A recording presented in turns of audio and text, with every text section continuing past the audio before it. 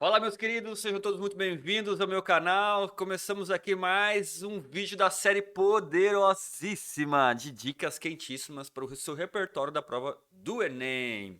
Ó, eu não tenho dúvidas que você já tenha aproveitado muito aqui. Estamos na reta final, questão de número 36 de 45.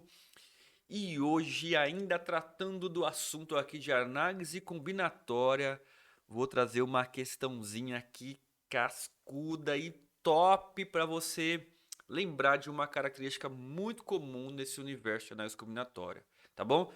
Então me acompanha aqui, fica atento até o final, tenha paciência porque tem uma tática massa para você lidar com questões que às vezes você está um pouco perdido. Essa perspectiva que eu vou apresentar para você na questão do ano passado é uma perspectiva muito boa de você tomar decisões, tanto em combinatória como em probabilidade, tá? Então me acompanha aí, uma questão da prova de 2020. Dá uma olhadinha comigo nessa questão clássica. É uma questão clássica no universo de combinatória. A gente sempre usa ela aí para provocar vocês nos assuntos específicos, trazendo condição de você olhar para um texto e falar, putz, como é que eu posso desvendar a leitura desse texto e usar a teoria de contagem, né? Dá uma olhadinha comigo. Para quem já fez uma questão dessa, certamente vai ter facilidade de fazer. Para quem nunca viu um texto desse modelo, questão de caminhos, né? Já logo de cara você já viu umas conexões ali. Você vai ver agora e vai guardar na sua memória esse repertório, não tenho dúvida, tá? Então, uma próxima vez que aparecer na vida de vocês uma experiência como essa daqui, eu não tenho dúvida que você vai lembrar desse tipo de decisão, desse tipo de característica para lidar com essa questão. Liga a pergunta comigo lá embaixo, dá uma olhadinha, diz o seguinte lá: o número de diferentes caminhos que o André poderá utilizar para realizar o deslocamento nas condições propostas. Temos algumas condições. E de fato é a quantidade de caminhos que o André tem que fazer. Essa é a pergunta. Quantos caminhos tem? Seguindo a condição que vai ter proposto no texto aqui. Vamos dar uma olhada. Lá em cima vai dizer lá: três amigos, André, Bernardo e Carlos, ABC, bem sugestivo, como você está vendo na imagem ali, moram em um condomínio fechado de uma cidade. O quadriculado representa a localização das ruas paralelas e perpendiculares, delimitando quadras de mesmo tamanho. Nesse caminho, em que os pontos A, B e C estão localizadas as casas de André, Bernardo e Carlos, respectivamente, como a gente pode ver na imagem, né? Muito bem, então nós temos aqui esse condomínio fechado, as casas das pessoas do André, Bernardo e Carlos, no só a letra, na letra ABC. Lá embaixo, André deseja deslocar-se da sua casa até a casa do Bernard, sem passar pela casa do Carlos. Então essa aqui deve ser a condição proposta que a gente tem que levar em consideração para contar os caminhos, né? Certamente isso. Aí vai dizer, seguindo ao longo das ruas do condomínio, fazendo sempre deslocamentos para a direita ou para cima, conforme as setas, né? Seguindo o esquema. Então temos algumas condições para lidar com isso. E aqui eu já vou apresentar para vocês qual é a sacada principal para lidar com uma questão como essa. E algumas questões que podem se tornar, algumas vezes, na primeira leitura, ou às vezes gastando uma energia lá, você fala, putz, mas por esse caminho que eu estou tomando, assim, por essa ideia que eu tive agora para lidar com a questão, eu estou perdendo muito tempo. Tá dando muito trabalho para resolver essa questão seguindo essa ideia que eu consegui inventar agora. Se você perceber que está demorando muito, está ficando muito difícil as decisões que você está tendo para lidar com algum exercício de combinatória ou de probabilidade, pode ser que você possa resolvê-lo de uma maneira muito mais tranquila, que é resolvendo essa frase aqui, ó.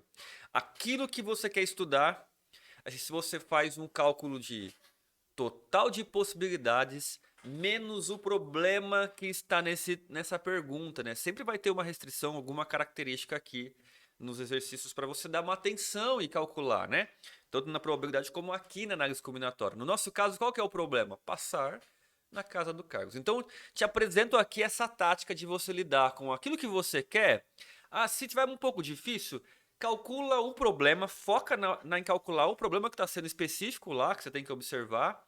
Calcula ele como um ato específico, encontre esse valor e calcule um total geral sem se preocupar com esse problema. Porque sabendo o total de possibilidades e se você sabe as possibilidades que são problema, essa subtração vai gerar aquilo que você quer, que são as possibilidades gerais sem o problema. Beleza? Isso é uma tática muito comum e muito bacana. Vamos lidar com isso, vamos lá.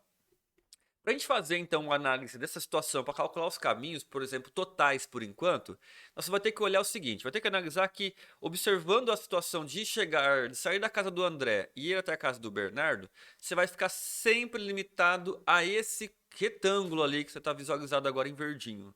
E não tem como você andar para outro caminho ali, por quê? Porque ele está com a restrição, qual que é a restrição que é? Sempre andar para a direita ou para cima. Então você não pode ir para trás, ir para a esquerda, ou descer. Só que as direções são sempre à direita e para cima, você vai perceber que todos os caminhos que você tentar construir sempre vai ser dentro desse retângulo aí. Com isso, eu vou pensar aqui em alguma possibilidade de caminho e vou tentar descrever na minha frente aqui, ó, um caminho possível. Descrever assim de maneira horizontal, ó. Criar um exemplo daquilo que está sendo proposto para você contar te ajuda às vezes a tomar uma decisão. Às vezes não, sempre te ajuda na verdade, tá? Cria um exemplo junto comigo, pode ser o exemplo mais tosco, né? Ó, fazer direita, direita, direita, cima, cima, cima. É uma possibilidade. Como eu estou querendo calcular de maneira geral, vou pegar um caminho que passa pela casa do Carlos. Eu não estou preocupado em não passar agora. Eu quero calcular todas as possibilidades ali dentro desse retângulo. Então, um caminho possível, né, passando pela casa do Carlos ali também, seria lá. Cima, direita, direita, cima de novo, direita, cima, direita. Pode ser. O que a gente pode notar aqui? Que quando você troca essas letras que se indicam direita e cima de lugar, você gera caminhos diferentes. Qualquer troca possível é um caminho novo. Então, portanto, olhando isso como uma situação de anagramas, que a gente já usou aqui no exercício anterior, até vou deixar para vocês marcado no card aí, usando essa noção de anagramas, você pode tratar isso com uma permutação mesmo, uma permutação de letras, só que tem letras repetidas, então, portanto, você vai escrever isso como permutação com repetição. 7 letras, 4 repetição de D, 3 repetição de C. Aí o processo de cálculo seguir essa fórmula, né, que é 7 fatorial, desprezando essa repetição em ordem, né, desprezando 4 fatorial de ordens de D e 3 fatorial de ordem de C, né, dividindo por essas ordens que você quer desprezar, fazendo todo o processo de continha, né? Que a gente abre o 7 fatorial até chegar naquele fatorial de divisor mais próximo, que é o 4 fatorial. E assim você segue fazendo as contas, isso vai dar 35, como você pode ver aí. O que é isso, 35, professor? São todos os caminhos possíveis, passando ou não, pela casa do Carlos, tá? Então, o que nós encontramos aqui é o total de caminhos geral, sem estar atento às condições propostas. Então, sem preocupar com a condição que ele deu ali no texto, tá? De que é não passar. Então, sabemos o total, são 35 caminhos possíveis. Agora, vamos calcular a situação de passar exatamente pela casa do Carlos. Quantos caminhos passam exatamente pela casa do Carlos?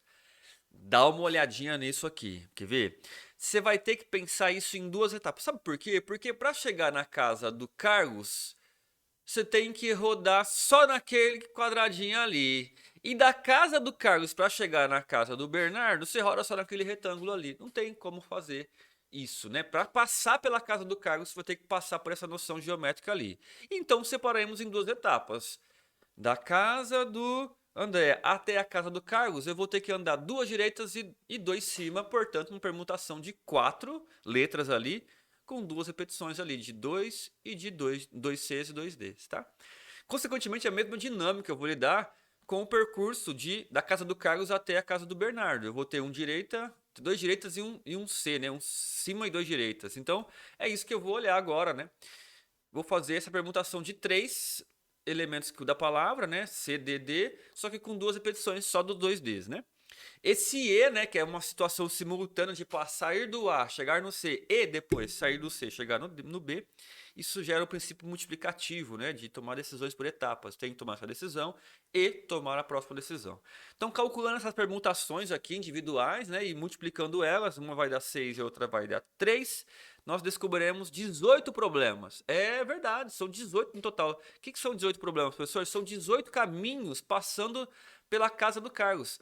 Esses caminhos eu não quero eles. É isso que ele está falando. Ó. Eu quero calcular só o deslocamento até a casa do Bernardo sem passar pela casa do Carlos. Mas você acabou de saber quantos caminhos nesse universo, até chegar à casa do Bernardo, passariam.